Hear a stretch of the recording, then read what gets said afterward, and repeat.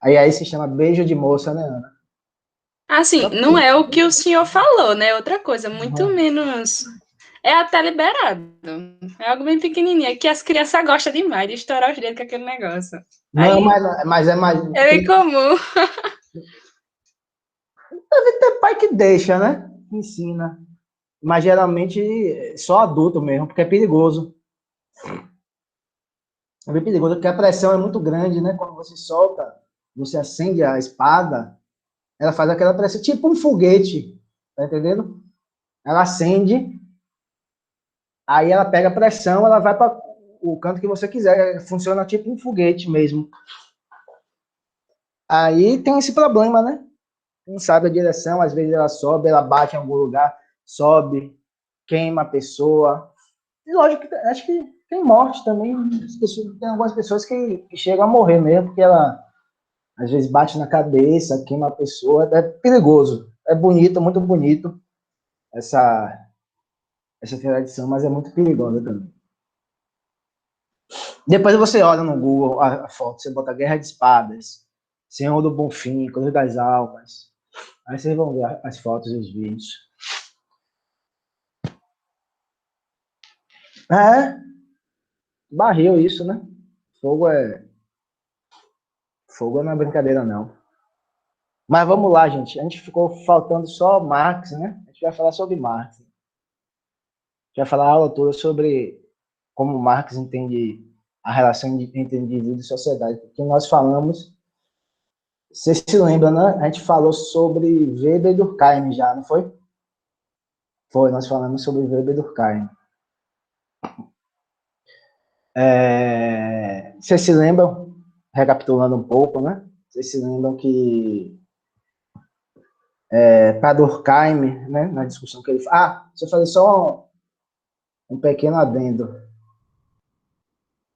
Eu cheguei a comentar da sociologia contemporânea, né, que a sociologia contemporânea, alguns autores teorizam de forma explícita, né, recuperam essa discussão de forma explícita sobre essa relação entre indivíduo e sociedade, aí apresenta seu pensamento. Exatamente, Felipe. Aí eu falei uma coisa que talvez tenha ficado um pouco, tenha me expressado um pouco equivocado, que eu falei que os autores clássicos, Durkheim, Marx e Weber, não falaram isso de forma explícita, né? Eles discutiam isso, lógico, não de uma forma tão explícita quanto, por exemplo, Bourdieu e Gibbons, né? Eles não têm lá, não escreveram livros, né? Para discutir, fazer só essa discussão, né? Mas Durkheim tem uma discussão mais explícita quando ele está falando lá do fato social, da metodologia, as regras do método sociológico, né? Mas esses três autores clássicos, eles não têm uma discussão sobre indivíduo e sociedade tão explícita quanto alguns autores da sociologia contemporânea, que realmente se torna um tema muito importante na sociologia contemporânea, que a gente vai falar depois, a partir da próxima aula, mas eles discutiam muito porque esses autores contemporâneos, pela própria lógica cronológica, né, pela própria cronologia dos escritos dele, eles escreveram, obviamente, muitos anos depois desses autores clássicos, né? Então, eles olharam para trás, para esses autores, para essas escolas, e perceberam que aquela discussão para eles não estavam ainda resolvidas. Aí resolveram que era um problema ainda importante para ser discutido pela sociologia e construíram suas próprias interpretações. Então era isso, né? Não é que não tenha de forma explícita, às vezes tem, principalmente em Durkheim, né? Mas em Marx também é mais diluída essa questão, né? Ao longo de sua obra. Marx também era bem, escrevia seus manuscritos, escrevia seus esboços, né? Não, não conseguiu sistematizar, não sei porquê, né? Por exemplo, a discussão de Marx sobre método, ele não tem uma discussão sistematizada como tem em Durkheim e em Weber, né? Tem alguns pontos lá ao longo de sua obra, toda a sua obra que ele discute, mas ele não tem nenhum capítulo, nenhum livro específico falando sobre a dialética, né? Um ponto, um escrito muito importante dele sobre isso acho que é para crítica da economia política, um negócio desse. Se não tiver enganado o título, que ele tem uma parte que ele fala que um dos escritos dele que está mais explícito a discussão que ele faz sobre metodologia. Talvez seja por isso que muitos marxistas ainda se batem nessa discussão sobre o método, né? Muitos mesmo. Tem muita discordância sobre a questão do método, até hoje em dia, no seio do marxismo, basicamente por causa disso. Aí a gente discutiu lá, né? Não sei se eu comecei. Tem uma discussão sobre isso, né? Tem um livro de Rosa Luxemburgo, né? Reforma ou Revolução, que é famoso, né? Mesaros também escrevia sobre isso, né? Já na época ainda quando Marx era vivo, ele polemizava com algumas vertentes do Partido Socialista, Comunista, né? Sobre isso. Acho que principalmente com a social-democracia alemã, né? Que defendia uma tese que não era necessária a revolução, né? Que o socialismo viria através de mudanças menores no seu do capitalismo. Aí ele criticava isso, criticava também a questão da institucionalidade desses partidos, né? E até hoje é forte essa questão. Sei como as pessoas defendem essa discussão sobre reformismo, né? Mas é degeneração dos caras, né? Mas vamos lá. Aí ele, nas regras do método sociológico, ele faz essa discussão quando está falando sobre fato social, né? Quando está discutindo sobre fato social, ele fala, né, que fato social ele é exterior, né? Vocês lembram, né? Ele é coercitivo, ele tem uma generalidade, seja fato social, ele é imposto, né? De forma em que não há uma liberdade muito grande por parte dos indivíduos no processo de internalização dessas normas sociais, desses valores sociais que existem numa determinada sociedade, né? Então, o ponto central era que Durkheim faz o quê? Durkheim explica nossos comportamentos enquanto determinações sociais, né? Então, a gente se comporta desse jeito, a gente pensa desse jeito, a gente sente desse jeito, nós comemos assim, nossas refeições, as maiores refeições, as mais importantes, né? São determinações sociais, né? Dessa divisão entre 3 grandes refeições, até o processo de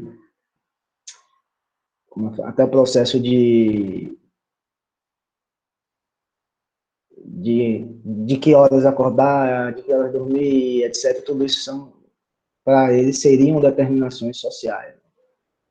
Você dorme determinada hora, principalmente ao acordar, né? Você acorda determinada hora, porque geralmente a gente acorda ou para estudar, né? Quem estuda, ou para trabalhar, né? Lógico que tem variações, né?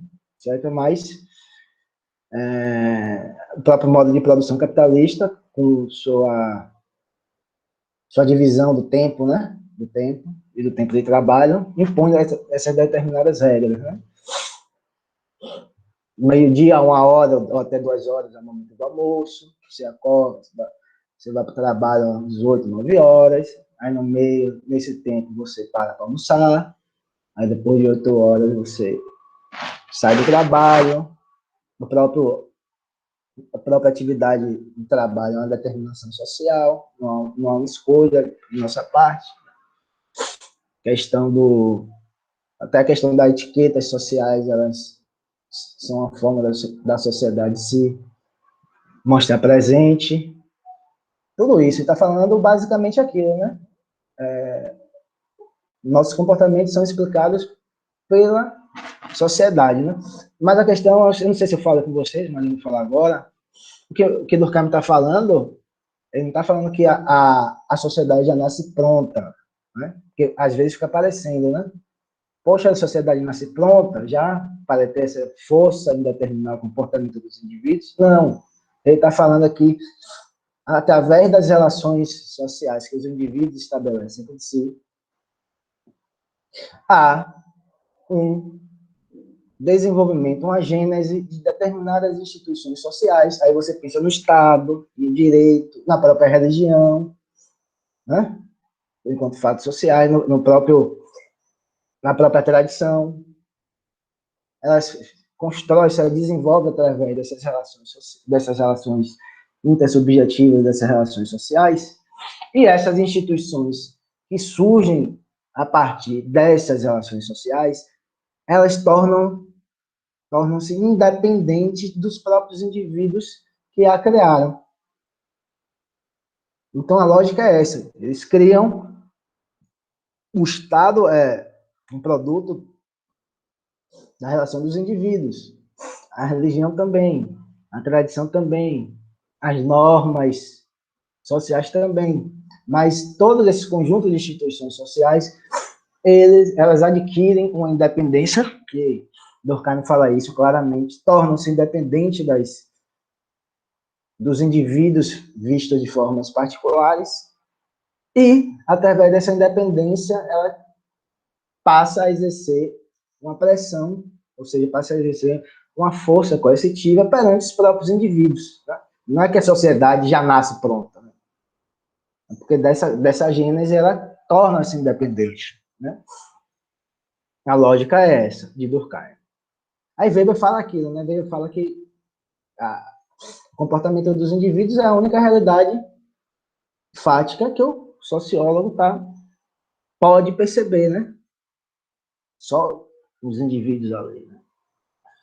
Aí ele vai falar que o objeto é a ação social, justamente esse comportamento subjetivamente motivado, né? Que tem como objetivo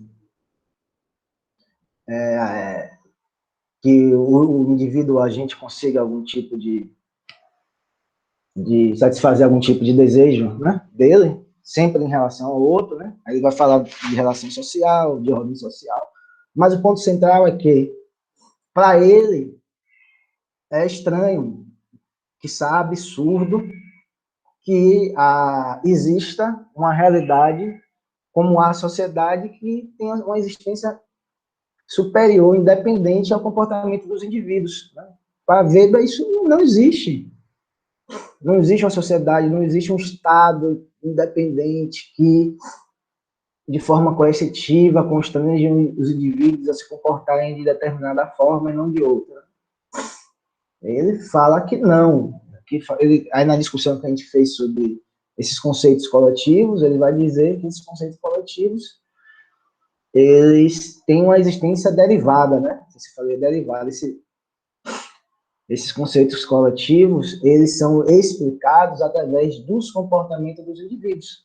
Ele fala, tem uma existência? Tem, mas não é existência independente, é existência que se encontra mais enquanto na mente dos indivíduos. Né? Os indivíduos acreditam, relacionam-se entre si de forma individual, e acreditam que o Estado, que o direito tem uma existência coletiva, e dessa existência coletiva, esses próprios conceitos, mais gerais, mais coletivos, eles influenciam o comportamento dos próprios indivíduos. Né? Mas o grau de liberdade, né, em relação aos indivíduos, em Weber, é muito, muito, muito amplo do que existe em Durkheim. Né? Então, quando a gente estuda isso, é muito interessante falar de Weber e Durkheim, assim, mas para fazer uma comparação, né? Porque são dos três clássicos, são os que têm uma proposição um entendimento do que é sociologia muito distintos entre si. Aí você fala de um, aí fala de outro, aí como eles estão num lado bem opostos, você consegue visualizar de uma forma mais clara, né? A gente chega ao terceiro, né? Karl Marx, né? Esse pensador tão criticado e que tão pouco conhecido pela maioria das pessoas, né? Tão criticado, tão pouco lido, né? As pessoas não leem Marx. Acho que muita gente que se diz marxista também não é raro que ela tenha lido poucas coisas, né? Porque para fazer determinadas interpretações de Marx, realmente as pessoas não leram. Como já falei, ele, obviamente, ele não tem aquela preocupação que eu falei, não sei se eu falei, ele não tem a preocupação de determinar e sistematizar o pensamento sociológico, não tem pretensão nenhuma, nem sociológico, nem da economia, nem da história, nem da psicologia social, nada, né? Ele era um crítico dessa fragmentação do conhecimento científico, né? Ele acreditava que era produto da própria divisão do trabalho, né? Do capitalismo, desse próprio processo de especialização do capitalismo, né? Ele acreditava que o próprio conhecimento, esses diferentes ciências particulares eram uma divisão artificial, né? Porque elas sempre estão relacionadas entre si. E, igualmente, essa discussão sobre o indivíduo e sociedade vai estar diluída em toda a obra dele, né? Como eu falei do método de Marx que ele não fala, ele também não tem um livro que ele vai falar discutir sobre isso, tampouco, nem como Durkheim fez. Aí isso vai estar diluído, né? Aí, através da leitura das obras, se chega a determinada conclusão. O primeiro ponto, importantíssimo para vocês entenderem, acho que vocês ouviram muitas vezes, quem já viu algum tipo de discussão, falar de que Marx desprezava o indivíduo, né? Vocês já ouviram isso? Ah, no marxismo, no comunismo, é tudo ao Estado.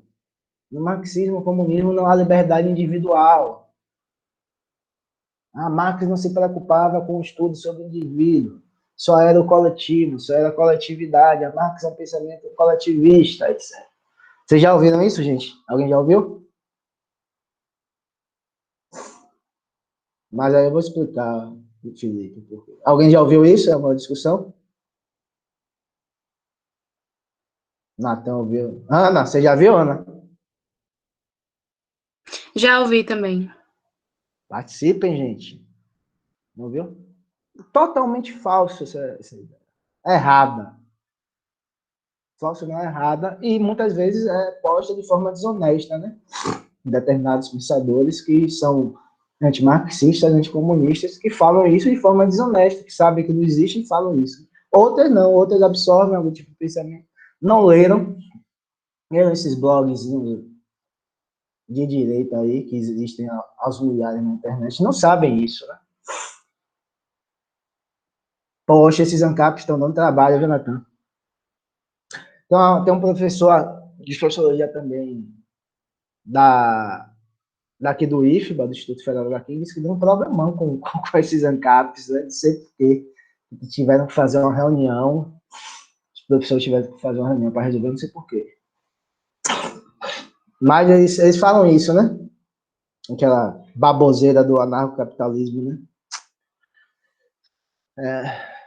Um monte de adolescente sem futuro, né? Acredita nisso, que é uma maluquice, né? Falar de anarcocapitalismo, né? Como se o capitalismo não tivesse relações de poder que os anarquistas criticam. Aí se fala isso, mas é falso. Algo falso, não existe. Né? O que é que Marx fala disso? O que é que Marx está falando? O que é que Marx critica?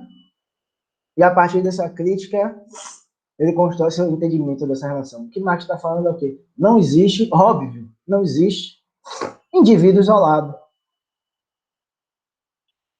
Ele fala, não existe um indivíduo atomizado, não existe uma mônada, O indivíduo não é uma mônada, não é uma janela isolada com determinadas características que só a posteriori ele vai ingressar em relações sociais. Ele fala, isso não existe, isso é maluquice. Ele fala no Capital que são as Robinsonadas, né? Em alusão a Robinson Crusoe. Nem isso, né? Nem isso. Não existe nenhuma possibilidade de o indivíduo viver de forma isolada. Né? Ele tá falando, o que ele está falando é o seguinte: quando você vai estudar alguns, se vocês tiverem a oportunidade, eu não sei se vocês dão economia, acho que vocês não dão economia, não, né? Ou dão. Mas se vocês têm economia na grade curricular, se vocês têm algum acesso, algum interesse por economia, uma boa parte da ciência econômica, né, do que passou a se chamar ciência econômica, ela parte desse pressuposto, né, do indivíduo racional. O indivíduo racional tem uma racionalidade anterior ao seu processo de socialização, mas você vai falar, pô, isso não existe. O indivíduo, não é, quando se fala, e alguns desses autores falam de uma natureza egoísta, do indivíduo racional, olha, um indivíduo racional que busca satisfazer suas necessidades egoístas, né? Ele está falando que o indivíduo já nasce dotado de uma racionalidade e de um comportamento egoísta, né? Os caras partem desse pressuposto, universalizam esse pressuposto, não demonstram esse pressuposto e, para eles, lógico, porque eles são pensamento dominante, não se questionam, né? Ou não se questionam como deveria ser questionado. Né? Mas isso não existe, gente. Isso é uma loucura. Teoricamente, empiricamente, isso é uma loucura. Mas isso não quer dizer, por outro lado, que Marx diga que não há indivíduo, que só há sociedade. Ou que a sociedade tem um peso muito grande em relação ao indivíduo. E olha que ele não está falando nem de Estado ainda, né? A gente está falando da relação entre indivíduo e sociedade. Então, ele critica isso, mas ele não vai para o campo que propôs falar, realmente, é só a sociedade. O indivíduo não exerce papel nenhum no processo histórico. Aí vai falar, o indivíduo isolado, ele não exerce papel nenhum no processo histórico, é evidente. Agora, o indivíduo, dentro de determinadas condições concretas, dentro de determinados grupos sociais, ele tem um papel, né? Mas ele não vai mudar o curso da história feita de forma isoladamente. Né? Ninguém faz nada sozinho. Aí vocês lembram, uma andorinha só não faz verão. Né? Você não conhece esse ditado? Não basta dizendo que um indivíduo, de forma isolada, ele não tem esse poder de mudar o processo histórico. Ele pode influenciar, etc. Ele pode ter um poder de convencimento das massas, etc. Mas é só através da ação dos grupos sociais, das classes sociais, no caso, que a história é mudada. Mas vamos lá. Ele fala, indivíduo, a gente pode pensar, né? Mas, professor, o indivíduo, ele é um ente biológico também, né? Você fala assim, pô, o indivíduo, nós somos produto da natureza, né? Nós nos distinguimos da natureza, né? Nós não somos um leão, nós não somos um pássaro, nós não somos um jacaré, um crocodilo, etc. Mas também nós fazemos parte, né? A gente possui racionalidade, né? A gente possui a possibilidade de criar um mundo de cultura, através da racionalidade, de pensar, de fazer com que as determinações biológicas não sejam determinantes na construção da sociedade, que as determinações biológicas não sejam determinantes para o nosso comportamento, etc. Mas a gente não deixa de ser um ente biológico. Né? A gente é um ente biológico. Aí, nós temos necessidades biológicas. Né?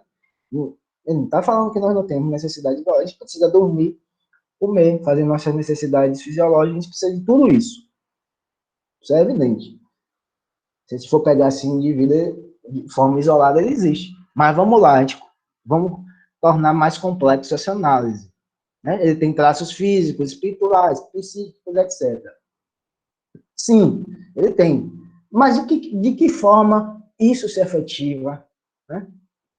Olha a necessidade biológica. A gente precisa dormir. A gente não precisa dormir? Vocês precisam dormir, gente? Natan, você dorme? De vez em quando. Durmo. José, você dorme de vez em quando, né? Bora. Jordânio, Lambert, Anderson, Bruno e Ellen. Vocês dormem, né? Dia. Todo dia, né? Você dorme, Jordânio? Dormo sim. Vocês comem também, né? Mas você dorme em qualquer lugar? Não, aí não. Você dorme no chão? Depende. Durmo não. Não. Só às vezes. Não, você pode dormir às vezes, etc. Mas o normal é você dormir no chão? Vocês dormem no chão? Não, mas não é da minha cama. Não, né? O normal em nossa sociedade é que as pessoas, a maioria das pessoas, durmam de meio-dia até, vamos supor, 8 horas da noite. A maioria das pessoas dormem nesse horário. Não. Por que não dormem? Porque a maioria das pessoas estão onde? Teoricamente, trabalhando. Tá? Nós, geralmente, né, dormimos numa cama.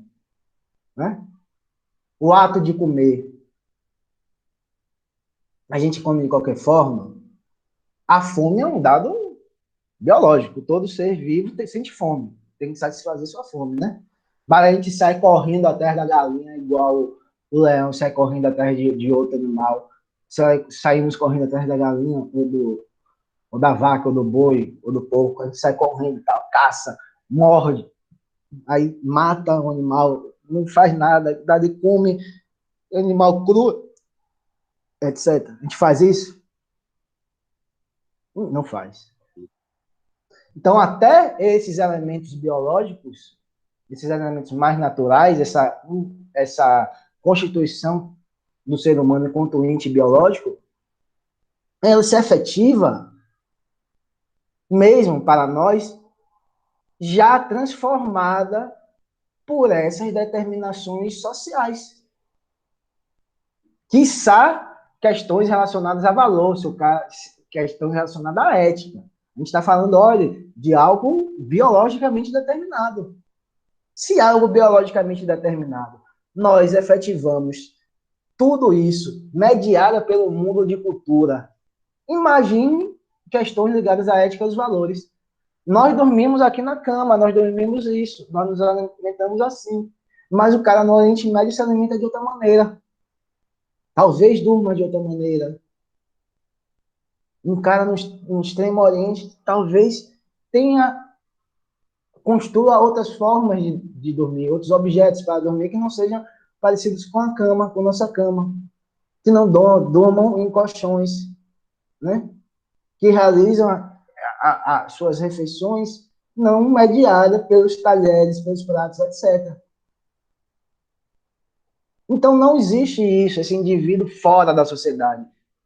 Porque, volto a repetir, se até essas necessidades que aparentemente são produtos de nossas determinações biológicas, aparentemente não, são, mas que elas se efetivam sempre dentro de uma construção cultural, ou seja, dentro de determinações sociais, não existe nada no homem, nenhuma característica do homem fora da sociedade.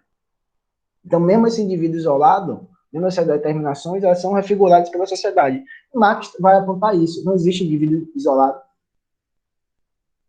Nós temos determinadas características, carências biológicas, mas elas são efetivadas, mediadas pelo símbolo de cultura. E, principalmente, gente, algo que vem anterior a isso.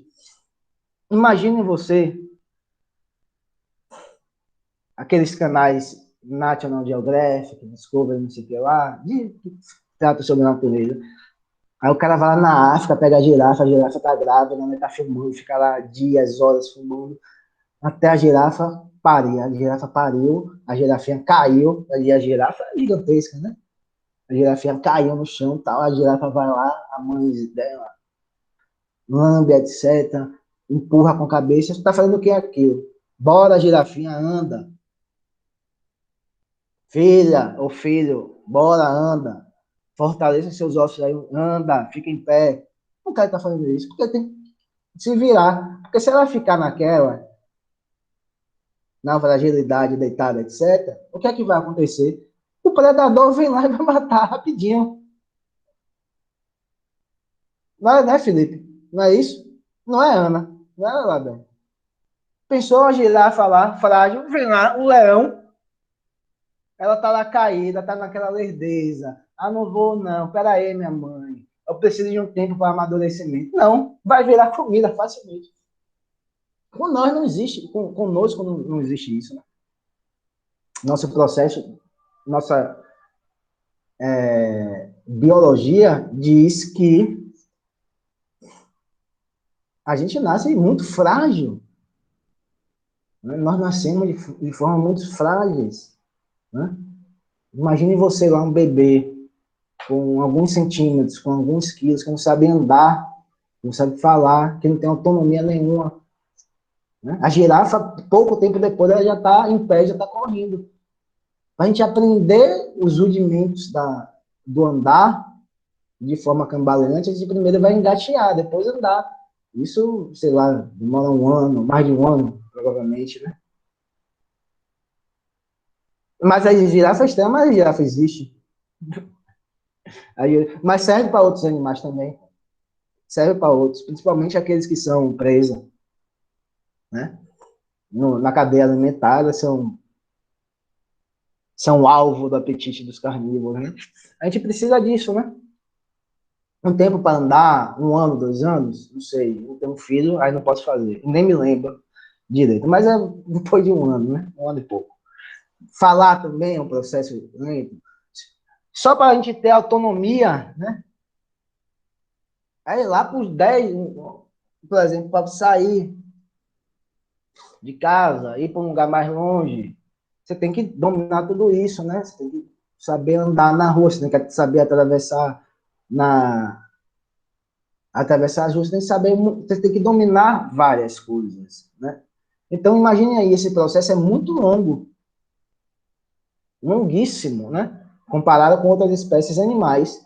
Então, se for deixado um recém-nascido sozinho, sem o cuidado de algum grupo social, é evidente que ele vai morrer. Demora muito, se quer para ele ter condições de cozinhar para si mesmo, né? Demora muito. E até esse processo que ele tem um pouco de dependência, ele vai ser cuidado por outras pessoas adultas. Essas outras pessoas adultas são o próprio grupo social, a própria sociedade. Então, aquele bebê que não é nada, né? Aquele bebê não é nada no sentido que ele não tem nenhum tipo de racionalidade ainda desenvolvida. Ele não tem nenhum tipo de valor, ele não nasce, o bebê não nasce gritando, vamos supor, viva o Partido Comunista. Né? O bebê não nasce. Ou o bebê não nasce tirando já o manifesto comunista. Proletário de todo mundo, unidos. Ele não faz isso. Tampouco o bebê faz. O capitalismo é o melhor tipo de organização econômica. É o tipo mais racional. Ele não faz uma coisa nem outra. Ele torna-se. Ele vai se tornando depois. Então, nesse processo, ele se socializa. Quem é o primeiro grupo que ele socializa? Geralmente é a família. Então, a família vai ensinar ele a andar. A família vai ensinar ele, vai estimular o desenvolvimento da fala. E, mais do que isso, não só estimula a fala, da comida, da carinho, etc. Faz com que ele aprenda determinados valores sociais que já estão presentes nos próprios pais e na própria família. Depois ele vai provavelmente para a escola, etc. Esse processo de socialização se amplia.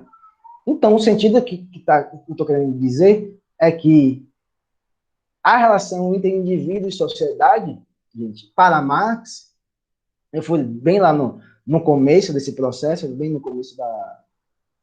Isso não pode, isso é feio, você não pode fazer isso, você pode fazer aquilo, né? A menina tem que sentar de um jeito, o menino não pode, etc. A cor da menina, essas coisas, né? Não estou fazendo julgamento de valor se está errado, se é reprodução da simetria de gênero, mas só dizendo que são conjuntos de normas sociais que são passadas para ele. Então, ele não tem nada disso. O ponto central é que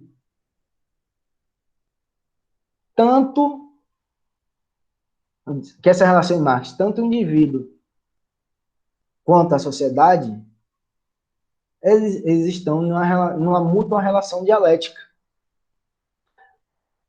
O que isso significa?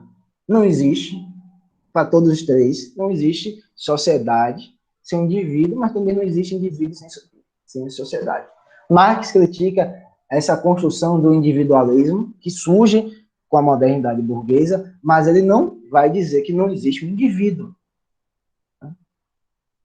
Lógico que o peso que a sociedade, que as determinações sociais terão sobre o indivíduo, talvez tenha um peso maior do que o caminho inverso, do que a liberdade do indivíduo perante as transformações sociais. O peso da sociedade, a importância da sociedade, a força que a sociedade tem para determinar os comportamentos dos indivíduos, eu enxergo na teoria de Marx enquanto um peso maior do que no caminho inverso. Mas esse caminho inverso da influência dos indivíduos perante a sociedade, no sentido de transformação da sociedade, ele existe. Mas é evidente, eu chamo sempre a atenção. Em Marx, você não vê o indivíduo agindo de forma isolada. O indivíduo não age de forma isolada. O indivíduo não tem determinados valores, exatamente, não tem determinados valores que são construídos de forma isolada. O indivíduo, segundo a interpretação de Marx, é desde sempre um ser social. Mas isso não quer dizer, e eu vou sempre chamar a atenção, que na teoria de Marx, no pensamento de Marx, não exista uma discussão sobre a individualidade. São questões diferentes. Por quê? Temos que fazer uma diferença, às vezes não fica claro, entre individualismo e individualidade. O individualismo é uma categoria que ela se desenvolve juntamente com o modo de produção capitalista. Tanto é que a defesa do indivíduo, das liberdades individuais, enquanto algo que está explicitamente posto nas normas jurídicas, ela nasce a partir da Revolução Francesa, nesse processo de desenvolvimento. Você tem nas constituições, não, o Estado tem que defender o direito da liberdade individual, o direito dos indivíduos, etc, etc. Você não tinha isso em outras sociedades. O individualismo, aquele indivíduo que busca satisfazer suas necessidades de forma egoísta, né? Esse indivíduo que muitas vezes está se chocando com as determinações sociais, esse indivíduo, que na economia, na sociologia também se chama de homo economicus, né? O homem econômico, né? Que só pensa em si mesmo, que só visa a acumulação de dinheiro, etc. É um conceito, é uma categoria, individualismo é uma categoria. Marx vai criticar dizendo que isso não existe, que o próprio individualismo é uma criação, só pode surgir uma transformação social que desembocou com o desenvolvimento do capitalismo. Agora, a individualidade é diferente. A individualidade é o desenvolvimento de nossas potencialidades internas, de nossas aptidões, do que nós aprendemos em sociedade, que só se efetiva dentro da própria sociedade. Então, não sei se ficou claro, mas tem uma frase de Marx, que ele fala que o pressuposto para o desenvolvimento pleno da sociedade só se efetiva com o desenvolvimento pleno das individualidades dos indivíduos. Ele está falando quanto uma sociedade for livre, no sentido de que for abolida a propriedade privada dos meios de produção, numa sociedade que os trabalhadores trabalhem de forma livremente associada, sem o Estado, sem isso, sem tudo aquilo que caracteriza a modernidade burguesa, está falando que esse desenvolvimento da sociedade livre é também o desenvolvimento da sociedade, ou é também o desenvolvimento dos próprios indivíduos. O desenvolvimento dos próprios indivíduos em uma sociedade livre é, ao mesmo tempo, um livre desenvolvimento da própria sociedade. Porque imagine uma coisa, como a gente está falando de trabalhadores livremente associados, imagine uma coisa. Na produção da riqueza material da sociedade, nós vendemos nossa força de trabalho. Nós vendemos nossa força de trabalho para alguém para alguém comprar. Mais ou menos por aí, Felipe. Mais ou menos por aí. Nossa vida, nós não temos o controle de nossa vida, né? Porque nós temos que vender nossa força de trabalho, nosso salário que nós ganhamos vai depender das negociações, da lei do mercado, etc, etc. Não há essa liberdade para nós, que vendemos nossa força de trabalho. Né? Não há essa liberdade para nós. Tampouco não há essa liberdade de produzirmos, no âmbito do trabalho, aquilo que poderia ser produzido para atender nossas próprias necessidades, enquanto indivíduos. Né? Lembramos, nós produzimos não o que nós queremos, nós produzimos aquilo que dá lucro para o capitalista. Né? E nós só adquirimos o que nós necessitamos através da mediação do próprio mercado, através da mediação do dinheiro. Né? Você vai, trabalha, produz, aí no final do mês recebe o seu salário. Não é isso, gente?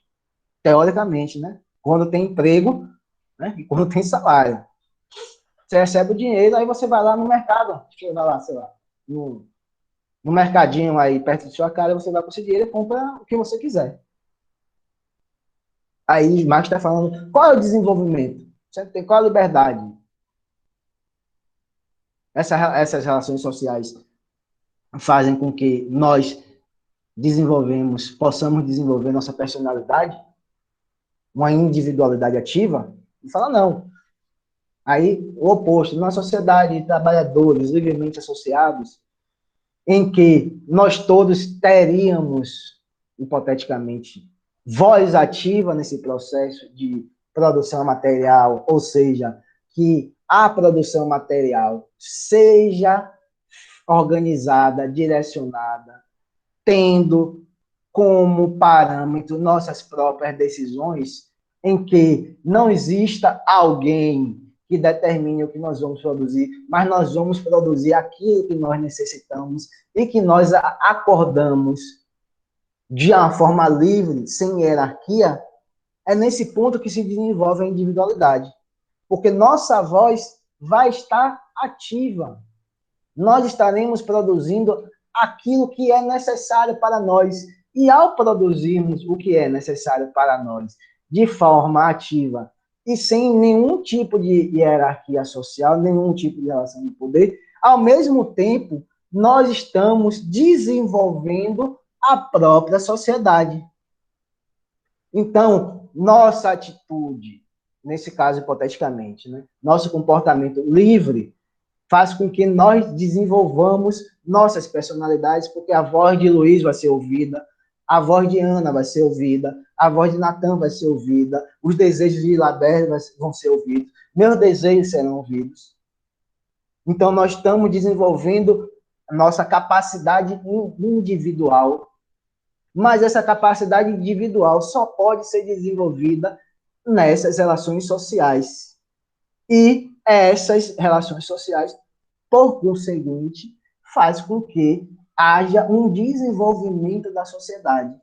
Então, você percebe que em Marx, o desenvolvimento da sociedade, se for livre, vai influenciar no desenvolvimento de nossas individualidades e o nosso desenvolvimento de nossas individualidades, por sua vez, vai influenciar o desenvolvimento pleno da sociedade.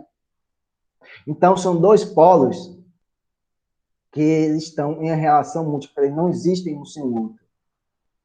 A pré-condição de um para o livre desenvolvimento de um é uma pré-condição para o livre desenvolvimento do outro. Então, Marx não está falando que não existe indivíduo, mas Marx está falando só que nosso desenvolvimento só pode ser feito, só pode ocorrer dentro de relações sociais. E que um desenvolvimento livre é ele mesmo engendra um desenvolvimento da sociedade. Esse desenvolvimento da sociedade possibilita que nós desenvolvamos mais nossas personalidades individuais. Então, não há nenhum tipo de esquecimento de Marx quando ele fala do indivíduo. Só que a perspectiva dele é uma perspectiva de que esse próprio processo de desenvolvimento de nossa individualidade só tem lugar de ocorrer dentro de relações sociais. Então, repetindo, indivíduo para Marx é desde sempre um ser social. Então, ele não tem nenhum valor, ele não é egoísta, como parte da ciência econômica nos diz, mas também tampouco a gente não pode afirmar que ele é um ser bondoso, que ele se pauta, ele já nasce solidário, não. Esses processos de valores eles se desenvolvem ao longo do processo histórico. Então, o indivíduo, as relações sociais criam a sociedade tem repetindo, a sociedade tem um peso maior do que o processo de mudança, talvez por ser uma realidade mais perene, né? Que é mais difícil transformar ao longo do tempo, né? Mas há plenas possibilidades dos indivíduos reunidos, organizados em grupos sociais, transformarem a própria sociedade. Já está terminando nossa aula, eu vou falar só duas coisas aqui, rapidinho. No Desotir Brumário de Luiz Bonaparte, um livro que Marx estuda a questão do governo ditatorial de Luiz Bonaparte, então, uma frase interessante que ele fala que as pessoas, mais ou menos isso, né? Literalmente isso. As pessoas fazem história, né? Ele fala as pessoas fazem história, mas não faz a seu bel prazer. Ele não usa a seu bel prazer, eu estou utilizando, porque eu não me lembro bem. As pessoas fazem história, mas não fazem a seu bel prazer. Ele está falando justamente isso. As pessoas são históricas, os indivíduos são históricos, os grupos sociais são históricos, pertencem a um determinado período histórico, pertencem a determinada concretude histórica, com valores determinados historicamente, mas a partir dessa determinação social que nós herdamos dos nossos antepassados, né, da sociedade, toda a história da sociedade, nós, a partir dela, nós podemos transformar a história futura. Então, você está delimitado ali, historicamente, em determinado contexto histórico, os indivíduos, os grupos sociais estão ali, né? São cativos daquele momento histórico, mas eles têm, ou nós temos, né? Eles têm, nós temos essa liberdade de, através desse pressuposto, desse local onde nós nascemos, de transformar o processo histórico. Então, como eu acho que eu deixei claro, uma explicação plenamente plausível dentro do pensamento social de Marx para explicar como é possível que haja transformações históricas. Você lembra quando eu falei lá de Durkheim, que através da teorização de Durkheim fica difícil você tentar entender, compreender e explicar as transformações históricas, porque a sociedade tem um peso tão grande perante o comportamento dos indivíduos que você fica perguntando assim, mas como é que um indivíduo sai dessa determinação social que possa nos explicar esses processos de mudanças sociais? Como é que isso ocorre? Né? Ele tenta explicar, ele fala alguma coisa, tenta explicar, mas fica, mesmo a explicação que Durkheim dá, eu não a vejo como suficiente para explicar essa limitação da teoria dele. Marx está falando o oposto. A sociedade tem um peso, a sociedade impõe determinados valores, etc., tal, mas ela não impõe com a força tão grande que dificulte esse processo de explicar as transformações sociais. O Marx é quase como um intermédio, né, professor, entre os dois? Pode ser, pode ser. Pode ser. Assim, para você, para fim de ficar mais claro, para você entender, você pode pegar, botar assim, Durkheim está num polo, Weber está num polo oposto e Marx está num polo intermediário. Pode fazer isso para ficar mais claro, né? Aí, para terminar essa aula, por exemplo, Marx fala, acho que é nos manuscritos econômicos filosóficos, se eu não me engano, que o desenvolvimento da individualidade ele surge a partir de 4 pressupostos, né? Ele fala que o primeiro, o indivíduo, enquanto ente singular, é um indivíduo natural, como eu falei no começo, corpóreo, concreto, sensível, natural, consciente, como elemento da natureza. Segundo pressuposto, o indivíduo humano é histórico, resultado do desenvolvimento histórico, portanto, não é a substância perene, eterna, ahistórica, como um pressuposto dado naturalmente. Vocês percebem como é? O que é que ele está falando aqui? Que é histórico. Não existe nenhum tipo de uma qualidade inerente ao ser humano. E só está falando isso. Não se fala, o ser humano é isso. O ser humano é egoísta, o ser humano é solidário, o ser humano é assassino, o ser humano é cruel. Não existe isso no pensamento de Marx, porque o indivíduo, a própria sociedade e os indivíduos são históricos. Então, aquilo, muito pelo contrário, gente. O que nós poderíamos afirmar da teoria de Marx é que nossa característica principal é justamente essa abertura para a transformação, para a mudança. A natureza humana, não existe natureza humana inerente, imutável, histórica, que está acima da história. Né? Não existe isso. Pelo contrário, nossa característica pode ser afirmada em seu polo oposto. Nossa capacidade de mudança.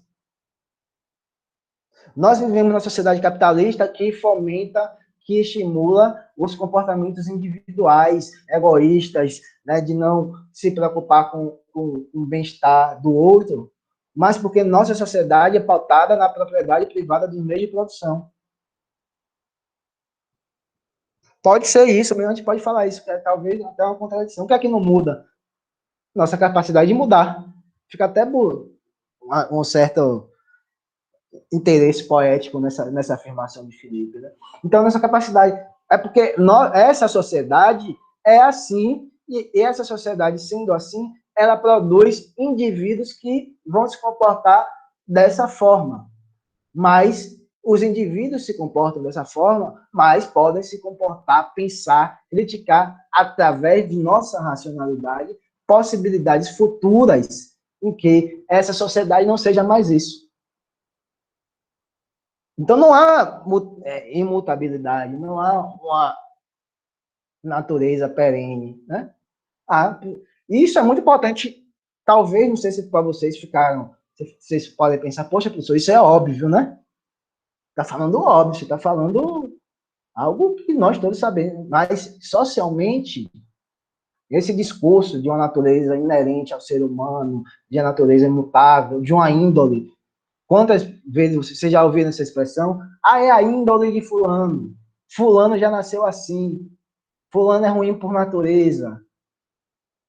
Marx está criticando justamente isso. Né? Quando há algum reportagem sobre catástrofe, sobre crime, sobre isso, sobre aquilo, acho que vocês já ouviram falar, poxa, a humanidade é ruim, os indivíduos são ruins por natureza. Poxa, os indivíduos são isso. É essa expressão que Marx está combatendo, porque não existe isso. As pessoas são cruéis, as pessoas, por exemplo, as pessoas são capazes de assassinar outra pessoa para ter acesso a determinado bem que ela não tem, através do roubo, do latrocínio, etc., porque a sociedade capitalista é uma sociedade em que determinadas pessoas têm acesso aos bens e outras pessoas não têm acesso a bem. Isso eu não estou fazendo juízo de valor, se eu estou concordando, se eu não estou concordando, só estou falando que a interpretação correta é essa. Porque imagine se você tivesse uma sociedade na qual as pessoas tivessem um livre acesso à riqueza social produzida, alguém necessitaria roubar alguém?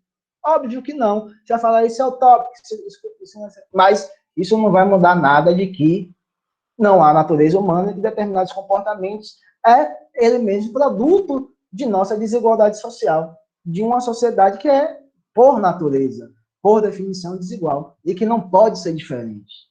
O capitalismo não pode ser diferente.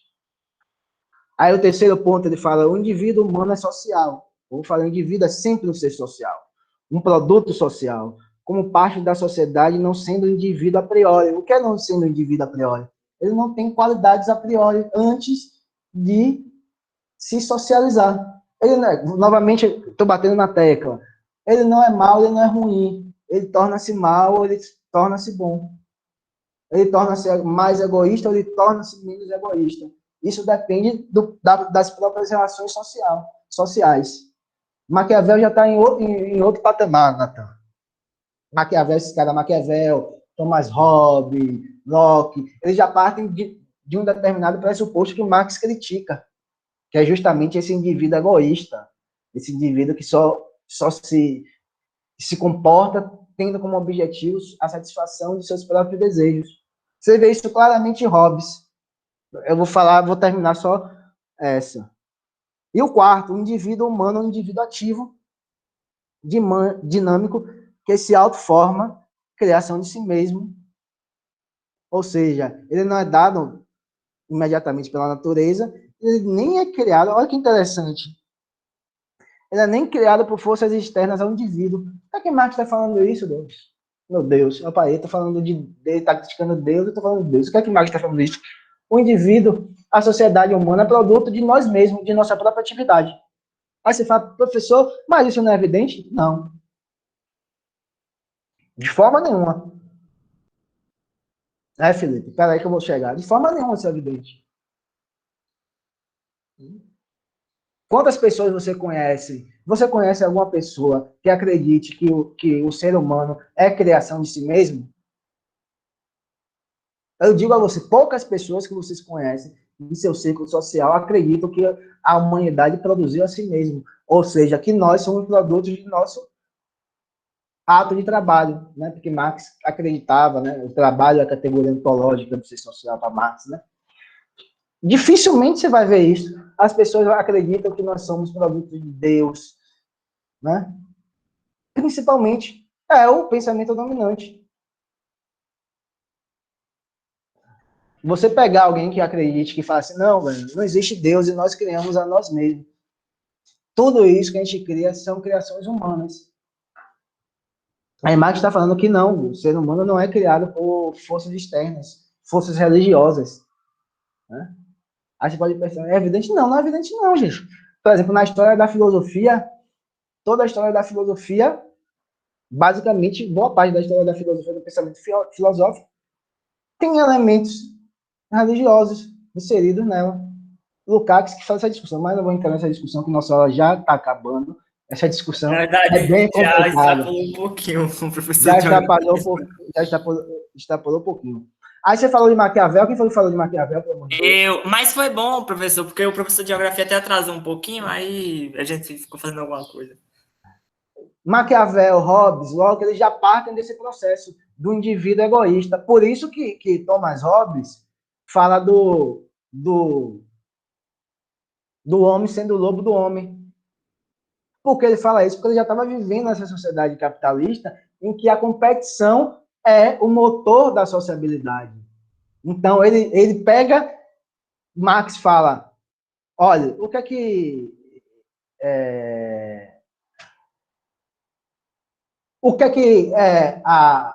a limitação do pensamento de Hobbes, ou o erro do pensamento de Hobbes, é que ele faz o seguinte, ele pega determinadas características da sociedade capitalista, que a sociedade capitalista engendra, ou seja, de determinado período histórico particular, e ele universaliza, ele transcende para toda a humanidade, como se ali fosse uma característica imanente do ser humano se comportar enquanto indivíduos que competem entre si. Então, você está entendendo, Natan? Como ele fala que a natureza humana não é imutável, ele está falando isso. Muda, há possibilidade de mudança, mas a maioria dos pensadores, tanto da sociologia como da filosofia, partem desse pressuposto da impossibilidade de superação da sociedade capitalista, que não é outra coisa do que aceitar esse pressuposto de que nós somos competidores entre si, se não por natureza, mas que não pode ser mudado. Entendi. Marx já fala, não, isso é difícil. Marx fala, pô, gente, é difícil mudar a sociedade. Pô, é muito difícil, mas não é impossível. Então, essa relação, aí lembre-se, né? Acho que foi Natan Felipe. Eu não me lembro, eu sempre esqueço, falou, que fez esse questionamento. Marx poderia ser citado como meio termo dessa relação, dessa discussão entre indivíduos e sociedade? Para fins esquemáticos de aprendizado para vocês, pode. Aí vocês tenham em mente que Durkheim está dando um peso maior à sociedade, para explicar. Weber está dando um peso maior ao indivíduo. E Marx estaria no meio fazendo uma teorização, uma interpretação na qual a sociedade influencia no comportamento dos indivíduos, mas o comportamento dos indivíduos também tem a capacidade de mudar a sociedade, que não há determinação tão pesada, tão forte como é Durkheim. Gente, hoje é sextou, mas sem vacina, então não dá para sair. Hoje é quinta, professor. Hoje é quinta, desculpe. Olha, meu inconsciente já está na sexta, né? É porque esse semestre passado, a minha última aula era sexta. Então, hoje é quinta. Valeu, boa aula de geografia. Se o professor reclamar, você fala que eu pedi desculpas, mas que a aula com vocês é bastante legal, vocês participam, gostam de participação. Então, amanhã é sexta, você sextou, né? Não saia porque não tem vacina. Bom final de semana. E a gente vê próxima quinta-feira, beleza? Aí eu vou botar algumas atividades para vocês já nesse final de semana, ou a partir de amanhã. Ana, Eliadia, Tayane, Natan, Jordânio, valeu, um abraço, obrigado, viu, gente? Valeu. Valeu. Tchau, Sueli. Valeu.